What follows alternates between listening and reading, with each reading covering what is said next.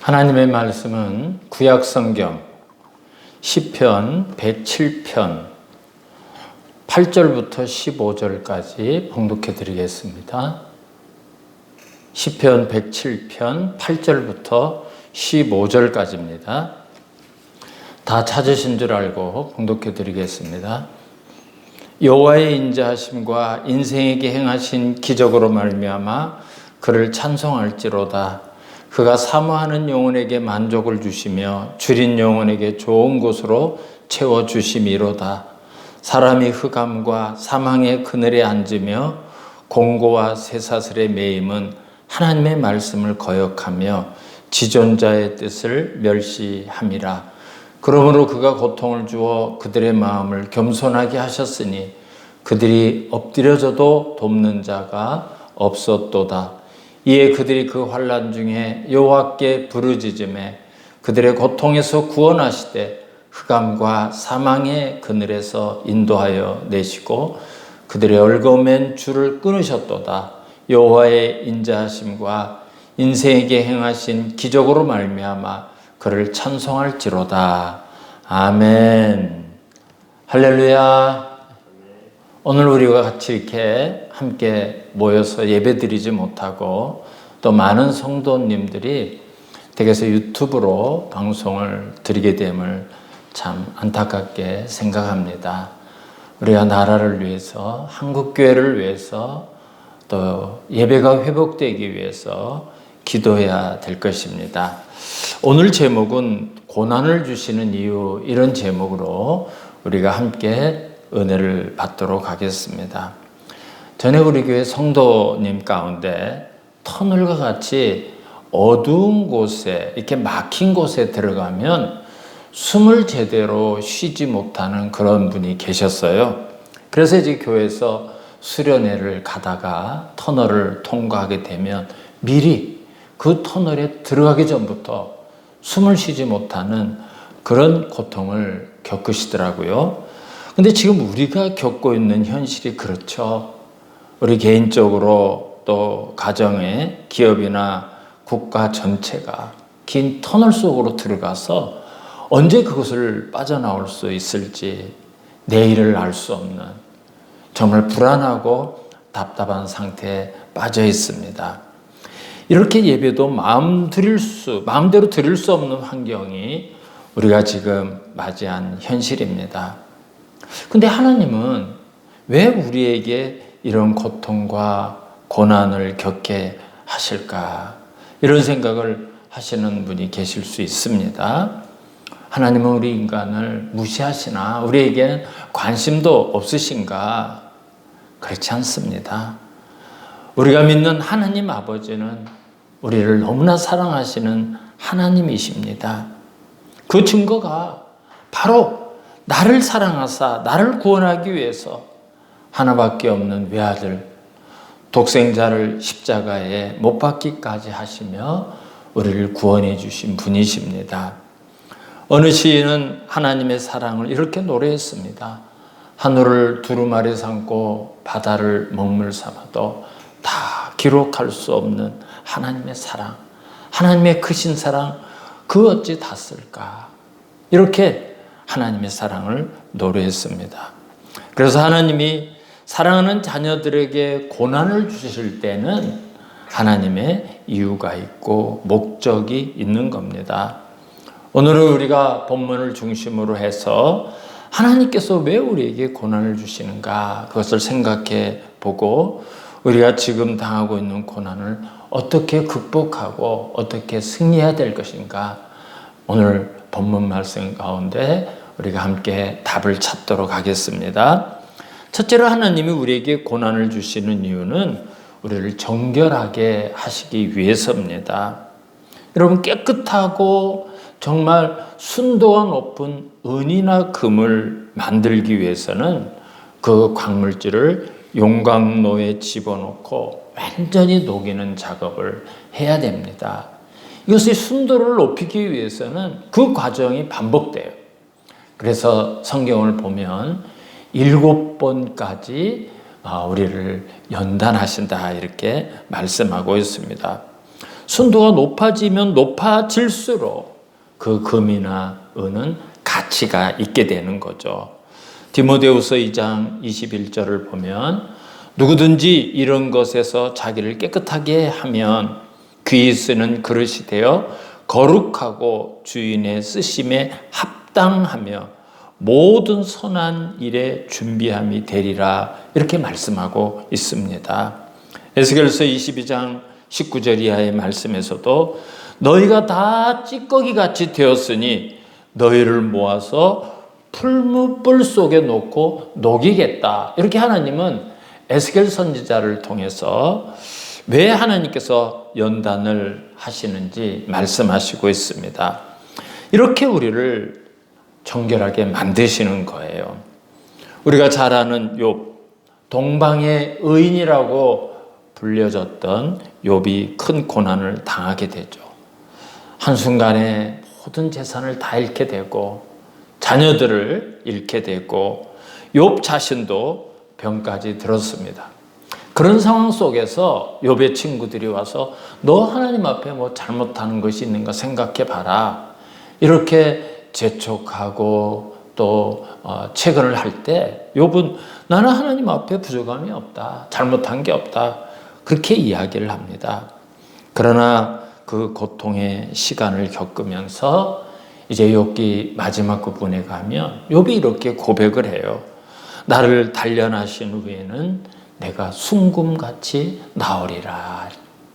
예전에 몰랐던 욥의 찌꺼기가 그런 고난을 통해서 다 빠져나가는 것을 이제 욥이 깨닫게 되는 거죠.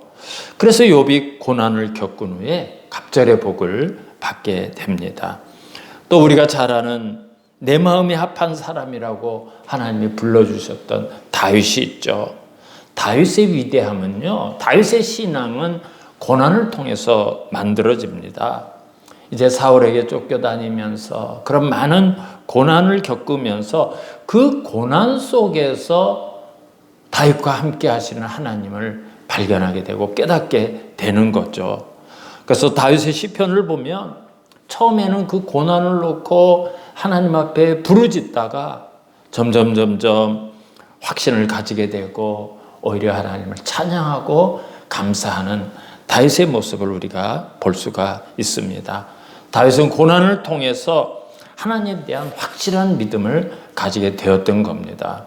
그래서 우리도 이제 고난을 만나게 되면 우리가 하나님 앞에 나가서 이 고난의 문제를 놓고 기도를 하게 됩니다. 근데 여러분, 그런 문제와 시련과 고난을 놓고 하나님 앞에 기도하면서 다 응답받습니까?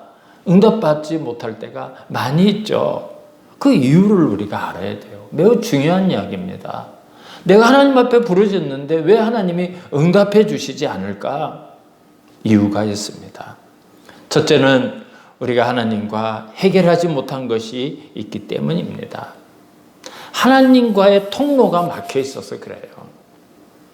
야고보 사도는 너희 중에 고난 당하는 자가 있느냐, 그는 기도할 것이요, 이렇게 권면했습니다. 그러면서 그 뒤에 이어지는 말씀을 보면 너희 죄를 서로 고백하라 그래요. 너희 죄를 서로 고백하라는 게 무슨 말입니까? 회개하라는 거예요. 하나님 앞에 나서 회개하라는 거예요. 하나님과의 관계가 먼저 회복이 되어야 하나님이 주시는 은혜와 하나님이 주시는 응답을 받을 수가 있습니다. 두 번째, 우리가 기도하는 가운데 응답받지 못한 경우는 내 자신만 생각하고 내 욕망을 위해서 기도하기 때문입니다. 야고보 사도가 구하여도 받지 못하면 정욕으로 쓰려고 잘못 구하기 때문이라 그랬습니다. 그래서 우리가 기도할 때는 무조건 내 욕망만을 위해서, 내 욕심만을 위해서 기도할 것이 아니라 하나님의 뜻을 묻고 하나님께 순종하는 자세를 가지고 기도할 수 있어야 됩니다. 세 번째로는 하나님께서는 우리에게 더 좋은 것으로 주시기 위해서, 더 좋은 때 하나님의 방법으로 주시기 위해서 우리를 기다리게 하시는 거예요. 시편 94편 9절을 보면 귀를 지으신 이가 듣지 아니하시랴, 눈을 만드신 이가 보지 아니하시랴 그랬어요. 여러분, 하나님은 우리의 모든 상황에 대해서 귀를 기울이시고 우리의 작은 신음소리까지 들으시는 그런 하나님이십니다. 우리의 마음의 생각을 알고 우리의 소원을 알고 우리가 무엇이 필요하고 어디가 아프며 어떤 걱정을 하고 있는지 다 아시는 하나님이셔요. 여러분, 우리를 구원하기 위해서 독생자이신 예수 그리스도 성자 하나님을 주시기까지 우리를 사랑해 주셨는데 우리에게 무엇이 아까워서 주지 못할 것이 있겠습니까? 사도 바울은 로마서 8장 32절에서 자기 아들을 아끼지 아니하시고 우리 모든 사람을 위하여 내주신 이가 어찌 그 아들과 함께 모든 것을 우리에게 주시지 아니하겠느냐 그랬습니다. 이런 하나님의 사랑을 사도 바울이 확신했기 때문에 이어지는 말씀을 보면 내가 확신하노니 사망이나 생명이나 천사들이나 권세자들이나 현재일이나 장래일이나 능력이나 높음이나 깊음이나 다른 어떤 피조물이라도 우리를 주 예수 그리스도 예수 안에 있는 하나님의 사랑에서 끊을 수 없느니라 이렇게 확신하고 있었습니다. 이 놀라운 하나님의 사랑을 받을 수 있는 사람들이 바로 저와 여러분 같은 그리스도인들입니다. 우리가 하나님과의 막힌 통로만 원활하다면 하나님으로부터 언제든지 공급해 주시는 은혜를 받아 누릴 수가 있습니다. 두 번째로 하나님은 이 고난을 통해서 우리를 겸손하게 하시는 거예요. 하나님은 교만한 자를 싫어하셔요. 잠언 6장 16절 이하의 말씀을 보면 여호와께서 미워하시는 곳 곧 그의 마음에 싫어하시는 것이 67가지이니 그랬어요. 하나님께서 미워하고 하나님께서 싫어하시는 것이 67가지가 있는데 그 첫 번째가 뭔가 하면 곧 교만한 눈과 그랬어요. 교만한 눈과. 여러분, 하나님은 교만한 자를 싫어하시고 미워하신다는 거예요. 심지어 베드로전서 5장 5절을 보면 하나님께서는 교만한 자를 대적하신다 그랬어요. 미워하는 정도를 넘어서 대적하신다 그랬어요. 그래서 잠언을 보면 교만에 대한 교훈이 많습니다. 교만은 패망의 선봉이요 넘어짐의 앞장이니라. 망하려면 얼마든지 교만하라는 거예요. 망하려면. 왜 하나님이 이렇게 교만한 자를 싫어하실까요? 여러분, 교만한 자는 순종하지 않습니다. 아이들이 조금 배우고 조금 머리가 크면 그 다음 나타나는 게 뭐죠? 부모님 말씀을 잘 안 듣죠. 자기가 부모님보다 엄마보다 아빠보다 더 똑똑한 척, 더 많이 아는 척, 자기 생각이 옳은 척 교만해져요. 이스라엘이 왕을 요구해서 사울이 이스라엘의 초대 왕이 되었습니다. 하나님께서 사울에게 명령하신 첫 번째 명령은 아말렉을 진멸하는 것. 아말렉 사람이든지 심지어 아말렉의 모든 숨쉬는 동물까지 진멸하라 그랬어요. 그런데 사울은 그 욕망에 눈이 어두워서 사람들을 노예로 쓰려고 살려놓고 소와 양과 그런 짐승 가운데 좋은 것을 남겨두죠. 그래서 사무엘 선지자가 저 울음소리가 무슨 울음소리입니까? 아, 내가 하나님께 제사 드리려고 제물로 쓰려고 저 소나 양 중에서 좋은 것을 남겨뒀습니다. 사무엘이 뭐라고 대답하죠? 순종이 제사보다 낫다. 순종이 제사보다 낫다. 내 욕망 때문에 하나님의 명령을 거역하는 거예요. 우선순위가 밀리는 거예요. 하나님의 말씀이 우선순위가 자꾸 뒤로 가는 거예요. 그래서 하나님의 영이 떠나가고 하나님으로부터 버림을 받게 돼요. 교만한 자의 결과를 대표적으로 보여주는 것입니다. 뿐만 아니라 교만한 자는 감사할 줄을 몰라요. 감사할 줄을 몰라요. 하나님의 은혜를 은혜로 알지 못합니다. 내가 이루고 내 인생을 여기까지 내가 이끌고 왔다고 생각하기 때문에 내 마음과 내 생각의 주인이 나인 사람, 감사하지 못합니다. 지난 주일에 말씀드렸습니다마는 이스라엘이 왜 멸망했습니까? 하나님이 하신 일을 잊었어요. 하나님이 하신 일을 기억하지 못했기 때문에요. 시편 106편 21절 이하의 말씀을 조금 보면요. 애굽에서 큰 일을 행하신 그의 구원자 하나님을 그들이 잊었나니 그랬어요. 그들을 애굽에서 구원해 주신 자기들이 한 거 아무것도 없어요. 그 하나님을 잊었을 때 이스라엘의 문제가 시작되기 문제가 그때부터 시작되는 거예요. 그들이 그 기쁨의 땅을 멸시하며 하나님이 주신 가나안 땅,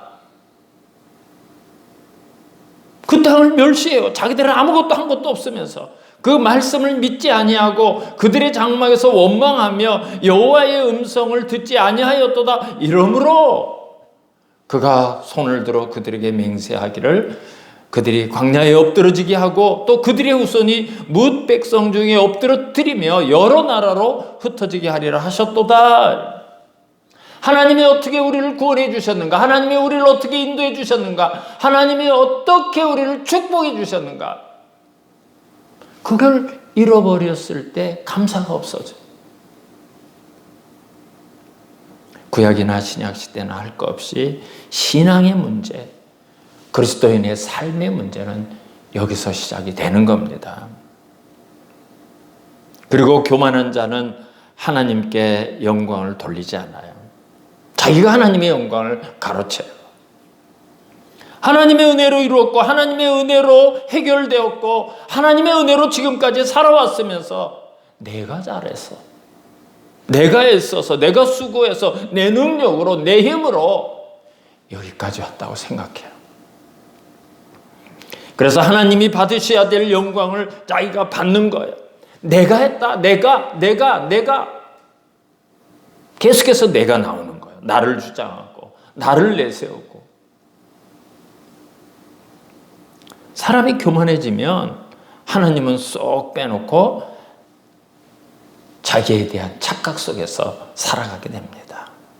그런데 하나님은 겸손한 자를 축복하셔요. 여러분, 겸손한 자는 복을 받을 수밖에 없습니다. 겸손한 자는 순종을 잘해요. 교만한 자는 불순종하죠. 그런데 겸손한 자는 순종을 잘해요.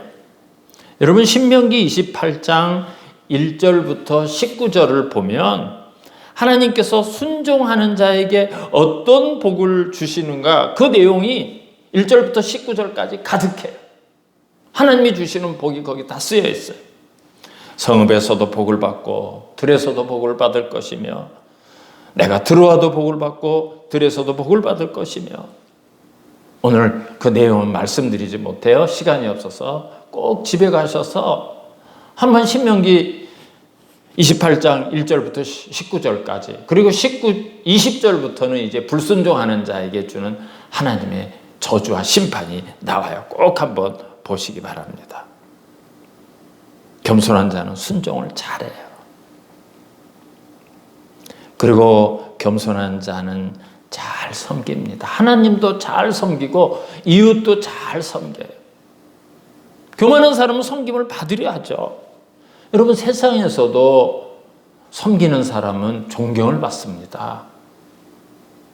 마태복음 25장을 보면 마지막 때 우리가 주님 앞에 섰을 때 주님이 우리가 섬겼던 그 한 모금의 물, 우리가 돌봤던 그 작은 사람에 대한 한 번의 돌봄도 주님께서 다 기억하시는 거예요. 다 기억. 그리고 그걸 갚아주셔요.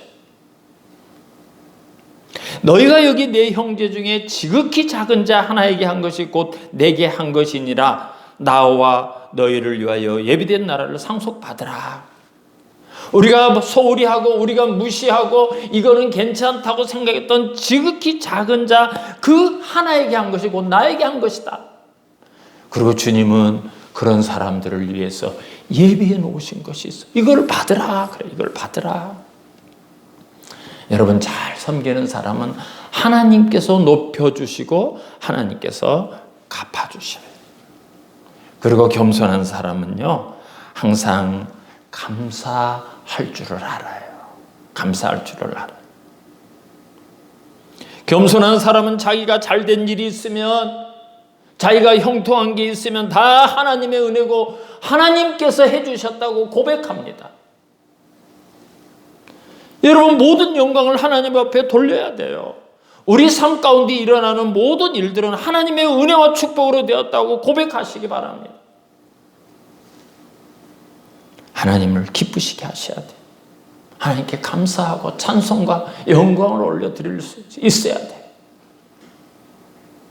오늘 본문 12절을 보시기 바랍니다.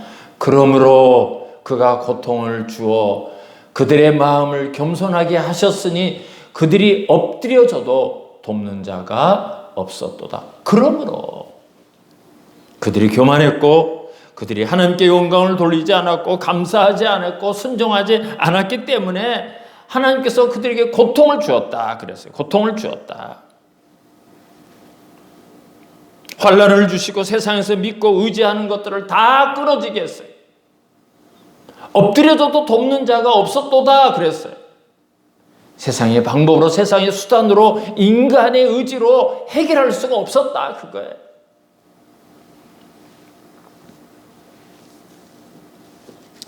여기 12절 말씀에 고통을 주어 그랬는데요. 여기 고통이란 말은 단순히 우리가 겪는 아픔뿐만이 아니라 우리가 낙심하고 실망하고 패배하고 슬픔, 우리가 당하는 재난, 이런 것이 다 포함하는 말입니다. 그래서 우리가 하나님 없이 살 수 있다는 이런 교만한 마음을 하나님께서 낮추시는 거예요. 마음을 겸손하게 하셨으니, 여러분, 제가 원문을 이렇게 찾다 보니까 이 겸손이라는 말이 참 재미있는 말이에요. 새가 날아가다가 갑자기 날개가 오그라들어서 날지 못하고 떨어지는 상태. 이게 바로 겸손이라고 하는 히브리 말이 가진 뜻이더라고요. 막 겸손하지 못하고 교만해서 펄펄 날다가 하나님께서 떨어뜨리신다. 하나님께서 강제로 낮추신다는 거예요. 그래서 이럴 경우에 어떻게 하는지 우리가 13절, 14절을 다시 한번 보겠습니다. 이에 그들이 그 환난 중에 여호와께 부르짖음에 그들의 고통에서 구원하시되 흑암과 사망의 그늘에서 인도하여 내시고 그들의 얽어맨 줄을 끊으셨도다. 그랬어요. 끊으셨도다. 이에 믿음의 자녀들이 이런 상황이 되면 하나님 앞에 나가야죠. 부르짖어야죠. 하나님에 대한 신앙이 회복되고 그분이 나에게 어떤 분인가 다시 한번 깨닫고 부르짖어야 돼. 부르짖을 때 세 가지로 응답하신다고 기록되어서 구원하시되 그랬어요. 그 상황에서 건져주신다는 거예요. 애굽의 고통에서 노예 생활하는 히브리인들이 여호와 하나님께 부르짖을 때 하나님은 그들을 애굽에서 구원해 주셨습니다. 바로 그걸 말하는 거예요. 다음에 인도하여 내시고 그랬어요. 인도하여 내시고. 여러분, 광야 40년 동안 이스라엘 백성들은 자기들이 걸어왔고 가나안 땅을 자기 힘으로 자기들이 정복한 줄 알아요. 착각도 잘해요. 근데 하나님은 그렇게 말씀하지 않습니다. 이스라엘 민족이 이제 광야 40년을 다 겪고 요단강 앞에 섰어요. 요단들에 섰습니다. 이 강만 넘어가면 가나안에 들어가는 거예요. 그때 하나님께서는 모세를 통해서 하나님께서 그들을 어떻게 인도하셨는가 말씀하세요. 신명기 1장 31절부터 33절까지 제가 좀 봉독해 드리겠습니다. 광야에서도 너희가 당하였거니와 사람이 자기의 아들을 안는 것 같이 너희의 하나님 여호와께서 너희가 걸어온 길에서 너희를 안으사 이곳까지 이르게 하셨느니라. 여러분, 이스라엘 백성은 자기들의 힘으로 자기들이 수고하고 자기들이 애써서 이 가나안 땅 입구까지 왔다고 생각하지만 하나님께서 오늘 뭐라고 말씀하십니까? 아들을 낳는 것 같이, 아들을 낳는 것 같이 너희들을 내가 안아서 여기까지 이르게 했다. 그렇게 말씀하셔요. 매일 아침에 만나를 내려주셔서 여러분, 그들 한 끼도 굶은 일 없어요. 안식일이 되면 이틀분이 내려서 안식일에도 일하지 않고 거두지 않아도 먹을 수 있도록 해주시고, 물이 마르면 반석을 깨뜨려서 생수를 만들어주시고, 고기가 먹고 싶다 했더니 메추라기가 날라와서 이에 끼고 냄새가 나도록 실컷 먹게 해주시고, 구름 기둥과 불기둥으로 보호하시며 인도하신 그 길을 하나님은 내가 너희들 안아서 여기까지 이르게 했다. 여러분, 우리도 마찬가지예요. 내가 고생해서 여기까지 왔어, 내가 애써서 여기까지 왔어, 내가 수고해서 여기까지 왔어, 이렇게 말씀하시고 이렇게 생각하시는 분이 계실지 모르지만 아니에요. 하나님께서 저와 여러분을 안아서 오늘 여기까지 인도하신 거예요. 여기까지 인도하신 거예요. 하나님은 우리를 그렇게 대해주신. 그리고 얽어맨 줄을 끊으셨도다 했어요. 여러분, 우리가 무엇에 얽어매여 있을까요? 무엇에 묶여 있을까요? 어떤 올가미에 우리가 매여 있을까요? 어떤 성도님들과 대화를 해보면 내가 예수 믿느라고 얼마나 손해보는 줄 아십니까? 내가 그 좋아하는 술도 마시지 못하고 친구들과 어디도 가지도 못하고 뭣도 하지도 못하고 뭣도 하지도 못하고 늘 예수 믿는다고 손해본다고 생각해요. 그래서 하나님 없이 살면, 내 마음대로 한번 살면 내가 하고 싶은 일도 마음껏 하면서 사는 것이 굉장히 자유로울 것 같은 생각이 들어요. 우리가 그런 유혹을 받을 때가 있죠. 그래서 어떤 분은 전도를 하면 내가 세상에서 조금만 더 즐기고 조금만 더 하다가 조금만 더 놀다가 그리고 예수 믿으러 가겠습니다. 그런 분이 있어요. 여러분, 사실은 욕망의 사슬이 묶이는 겁니다. 죄의 사슬에 우리가 묶이는 겁니다. 방종의 사슬에 우리가 묶여 있는 거예요. 그게 자유로운 게 아니라 거기에 묶여서 우리가 점점점 올가미가 좁아지는 걸 모르는 거예요. 그 사슬이 풀어질 때 우리가 진정한 자유와 평안을 누릴 수가 있는 겁니다. 예수님께서 요한복음 8장에서 진리를 알지니 진리가 너희를 자유하게 하리라 그랬어요. 이 진리가 바로 복음이에요. 예수 그리스도예요. 예수 그리스도 안에서 우리가 진정한 자유를 누릴 수가 있는 거예요. 하나님께서 허락하시지 않으면 공중에 나는 새도 떨어지지 않는다고 말씀하셨어요. 그렇다면 우리에게 오는 고난은 다 하나님의 허용하심과 하나님의 뜻이 있는 겁니다.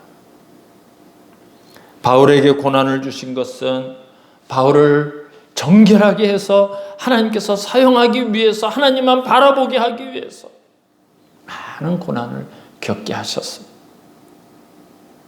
그래서 이 사도 바울을 하나님이 사용하시는데요, 신약 성경 가운데 무려 13개를 사도 바울이 씁니다. 그런 은혜와 복을 줘요. 선교의 길을 열었죠. 어떻게 선교를 해야 되는가? 어떻게 목회를 해야 되는가? 어떻게 전도를 해야 되는가? 어떻게 이방인을 사랑해야 되는가? 어떻게 예수 없는 사람을 품고 그들을 위해서 헌신해야 되는가? 오늘날 많은 그리스도인들, 전도자들, 선교의 본을 보여주십니다. 하나님께서 그를 그렇게 사용하기 위해서 겸손하게 만들고 많은 고난을 겪게 하신 걸 볼 수가 있습니다. 요셉과 같이 올바른 신앙을 가진 사람이 왜 그렇게 고난을 받습니까? 결국 하나님께서 애굽의 총리가 되게 하셔서 이스라엘을 아브라함과 이삭과 야곱에게 약속하신 대로 한 국가로 한 민족으로 만드는 작업을 하기 위해서 요셉이 그 고백을 하죠. 하나님께서 하셨습니다. 하나님께서 나를 먼저 보내셨습니다. 그 위대한 하나님의 사역, 그 하나님의 영광을 받으신 일에 쓰시기 위해서 요셉에게 고난의 터널을 지나게 하신 겁니다. 그래서 우리가 하나님을 제대로 알아야 돼요. 하나님에 대한 체험이 좀 있어야 돼요. 하나님이 어떤 분이신가 그런 체험이 있어야 하나님에 대한 바른 신앙을 가질 수 있고요. 하나님을 제대로 믿을 수가 있습니다.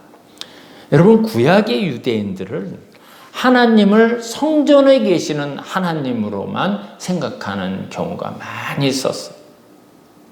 하나님께서 성전에서 만나주시고 성전에서 기도를 들어주시고 성전에서 용서하겠다는 그런 말씀을 하시죠. 그러니까 언제나 성전에 계시는 하나님으로 오해를 해요. 그래서 하나님께서 이스라엘이 타락했을 때 선지자를 계속 보내면서 야, 너희들이 나를 의지하지 않고 강대국을 의지하게 되면 너희들 망한다. 이 예루살렘이 무너진다. 이 성전이 불탄다. 그런 경고의 말씀을 해도 그들이 전혀 귀를 기울이지 않아요. 왜 그런 줄 아세요? 예루살렘은 하나님의 성전이 있고 그 성전에 여호와께서 계시는데 어떻게 예루살렘이 망할 수가 있고 무너질 수가 있고 불탈 수가 있는 거예요. 잘못된 그런 신앙을 가지고 있기 때문에 오히려 하나님의 말씀을 거절해 믿지 않습니다. 성전에 계시는 하나님, 성전에만 계시는 하나님을 알았어요. 그런데요, 다윗은 일찍이 어떤 고백을 하는 줄 아십니까? 시편 139편을 보면 내가 하늘에 올라갈지라도 거기 계시며 수월에 내 자리를 펼지라도 거기 계시나이다. 내가 새벽 날개를 치며 바다 끝에 거주할지라도 거기서도 주의 손이 나를 인도하시나이다 라고 고백해. 다윗이 아는 하나님, 다윗이 믿는 하나님, 다윗이 발견한 하나님은 온 우주에 충만하신 하나님. 하늘 끝에부터 저 지옥 끝까지 주관하시고 거기에서 나와 함께 하시는 창조주 하나님, 전능하신 하나님, 그런 하나님으로 믿으니까 하나님에 대한 신앙이 달랐던 거예요. 사랑하는 성도 여러분, 지금은 우리 모두가 다 고난 가운데 있습니다. 그러나 이 고난을 하신 우리 하나님은 선하신 하나님이고 나를 사랑하시는 하나님이고 나를 잘 아시는 하나님이고 전능하신